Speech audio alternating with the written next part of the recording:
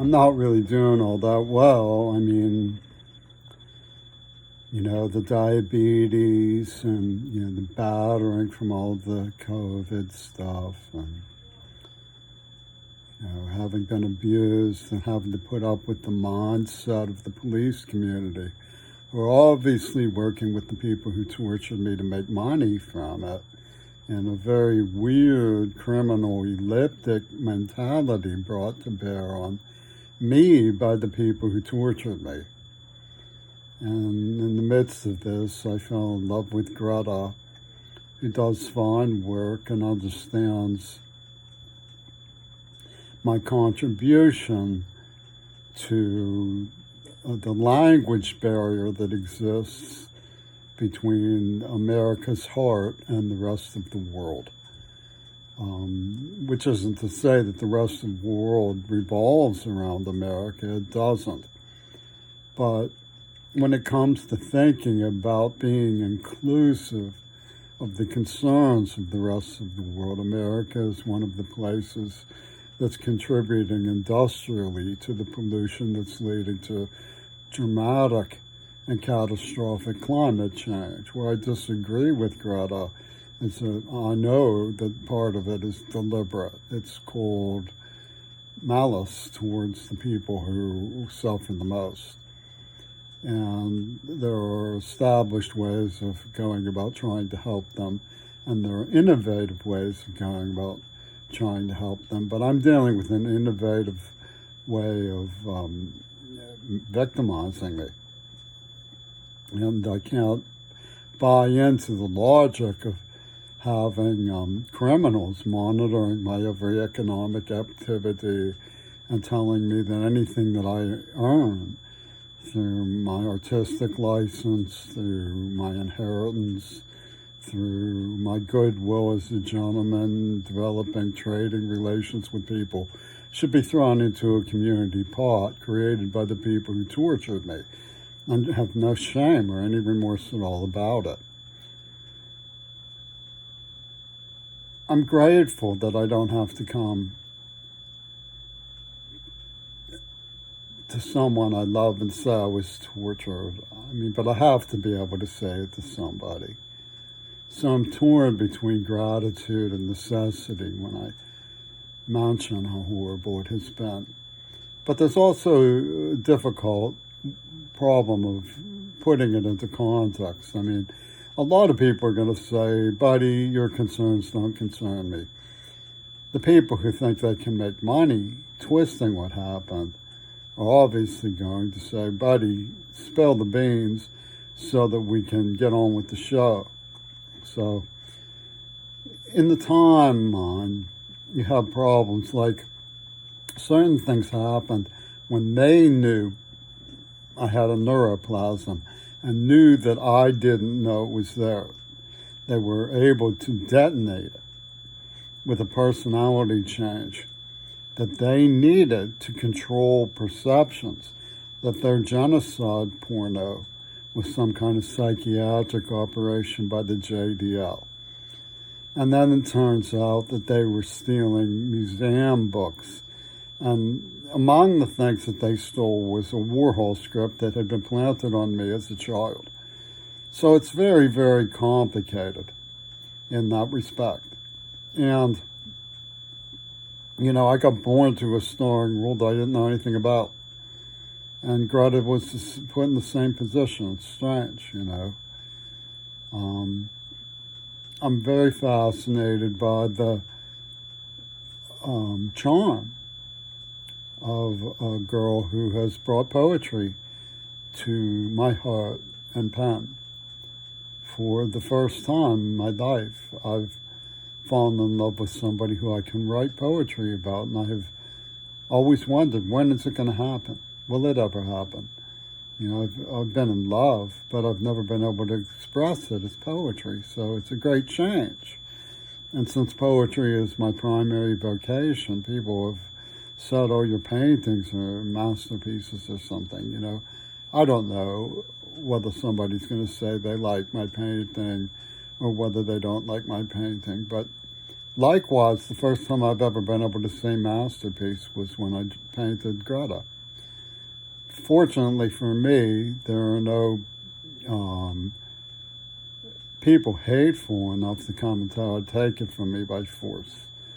But that wouldn't put it past them, because that's the sort of circus that's going on.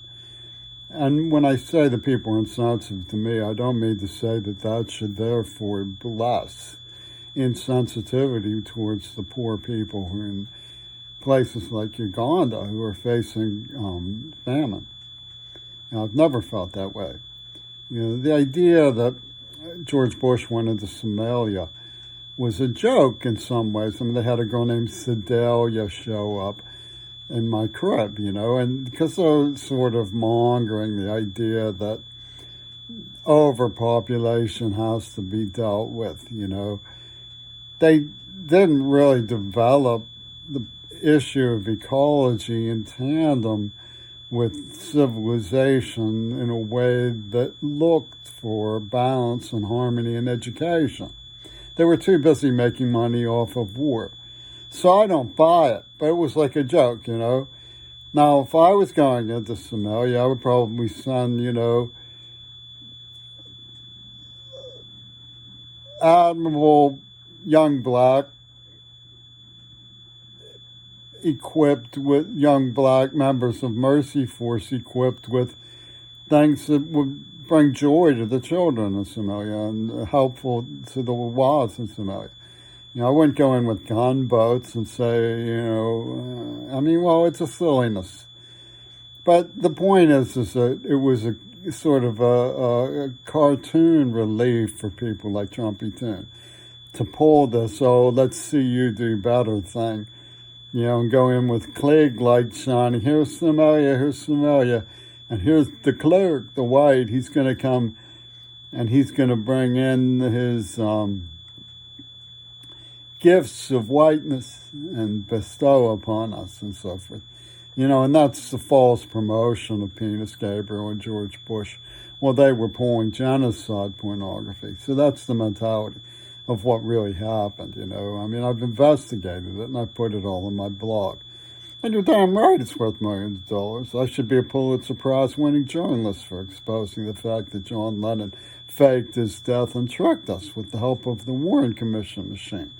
I really should. I should get the Nobel Peace Prize for it, It's like, it's an astonishing breakthrough in understanding what hit us. And the British are like, we'll hit you some more. You owe us this. They're playing pussy ball. They're playing War Machine PlayStation with the dudes in the secret platoon who stalked me and staked me out and said, he slept with the wrong girl. We got a jealous father from the South. And you know how those things play out, buddy. This sort of stupid showboat silliness from, the mentality of paper shufflers in the Republican Party, knocking heads with their buddies in the drinking circles of the Democratic Party, not being willing to admit we have a fascist blowback, that this was engineered by people getting revenge from World War II. Ono came up at me as a child through Warhol. And that's why they want to dispute. And you look at the time frame I was talking about, when this was not known to me. And then they get some guy to look at it, and he says, sure enough, the poor kid was pulverized when he was little. There's optic nerve damage and so forth. And they come in and they say that violates our provisional norms. And they bang, bang, shoot somebody and then play revenge by shooting Cersei Kennedy. And it all plays into this media circus of get this one, get that one. It's a token this, token that of the arc of combat in a feudal situation where they're hitting both sides. It's called Yojimbo. It's an Oriental craft. And all this bespeaks the horrible, horrible hate in the mind of Yoko Ono, the make-believe widow. And all of her cadres of people who have tons of money, love Trumpy Toon, and want to say that Reagan didn't know, and John Lennon was top secretly his friend, and Queerball was lying. When I admit that I was a child who was suckered into smoking reefer with Ralph Karsh, and he poses with these people in posture of 119, which is an encryption of a mirror reflection of 911, because they're saying that the mirror images that we got it backwards. We're the ones who committed a war crime when we dropped a bomb in Hiroshima. I didn't drop a bomb in Hiroshima. I was born to a survivor of that fleet. And Karsh was soon followed by kidnappers and stolen cars who said, shh, who brutally gassed me. Now, it started with an 18-year-old named Ostro, Donald, an 18-year-old, and a 21-year-old named Mancine, and me, a 13-year-old, who was scared out of his wits because Dee Dee, his Mancine's sister, had been giving me second base. You know, it was getting pretty lascivious for a 13-year-old. And they said, let's go down to this place and we're going to use inhalants to get high. So you have these two adults and this kid who's been put under hypnosis by an Attica state psychiatrist and a girl who's inducing him. Is scared out of its wits, putting a bag over his face with paint thinner. From that point forward, when these adults did this to little Jimmy, my brain was damaged. My judgment was damaged. And they were baiting me in the head. And it was no wonder I was terrified out of my wits. Kasparowski had hit me from behind. Casper had hit me from behind. Now, these people were trying to say that me, a picky eater who was afraid of carbonated beverages, wouldn't drink Sprite, wouldn't eat pizza because it was too strong, was willing and having fun when murderers, armed to the teeth, kicking me in the head so that lumps appeared on my forehead, forced me into a stolen car when I was staying out of school in the freezing snow in fear of them, and they found me anyway. And they gassed me that it was something I wanted to do because they're foreign English. And they had written the script with the Israelis. There was a foreign English kid in Rod, which is a very important name and character in the global climate change, who was sneaking around with this crowd like Flame Over Africa Todd Clark. And they had me hostage and they knocked me out. And why did Boris Obama get away with his little pussy ball escapade? Because I was white. See, it's okay, you kick a little white queer ball in the head, that's Pittsburgh provincial norm, is what they were saying. And they were stealing from the museums and saying, oh, well, that was rightfully ours to begin with because it was an African thing. We're going to find out about one of these days, you know? I mean, you have all kinds of justifications and circulations when foreign agents get into our museums and get their hands on some of the most important children of senior faculty that the United States has produced.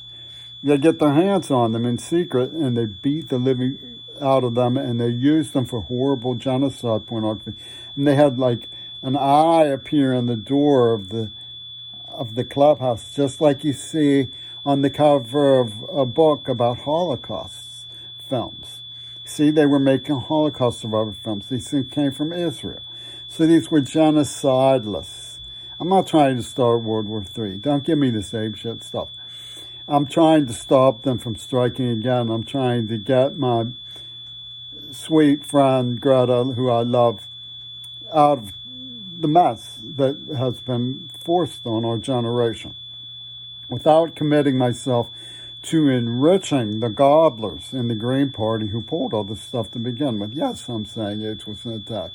The evidence is encrypted in the cinema history of people like Schwarzenegger's buddy Reagan. You know, it was Axis Cinema who pulled the stuff that you see in pornography. They say, oh, porno is an abstraction, and so on and so forth. You're justifying this, you're the devil, and all this stuff. You know, basically the way I see it is that society needs to come to grips with adult cinema. They don't need to say that it's all evil and it's all good. They need to come to grips with it. But at the same time, we need to come to grips with things like virological labs and make sure they're carefully monitored by international authorities. and track down the scientists while we're closing fossil fuel industries who keep saying it's going to happen again. We need to know where they live and who they are, because we don't want them to do it to us again. You see what I'm saying? That's the bottom line, is that these assholes tortured me, put my name on a document when the name they really meant was John Lennon, because he was a trickster. He pulled this stuff off with people like Donald Trump and John Wayne. They went in behind the scenes as Franco-Spaniards in the work and tricked us for, the fascist nationalists in places like Taiwan. So don't give me a hard time about it, buddy boy. I don't even eat properly, and I have diabetes because my budget is so small. If I get a settlement for injury that I am due, you will see none of it directly, I promise. Because I can think for myself. If it comes from my thinking processes, it makes sense to me. I don't need to have people monkey wrenching the way I look at the world. I really don't. I get a little bit tired of saying that using a nerve agent on a child, making them deaf, and then torturing them and using them for genocide porno is a provincial norm. That's very strange. The only place in the world where that is a provincial norm is Pittsburgh, Pennsylvania, this side of Nazi Germany, I assure you.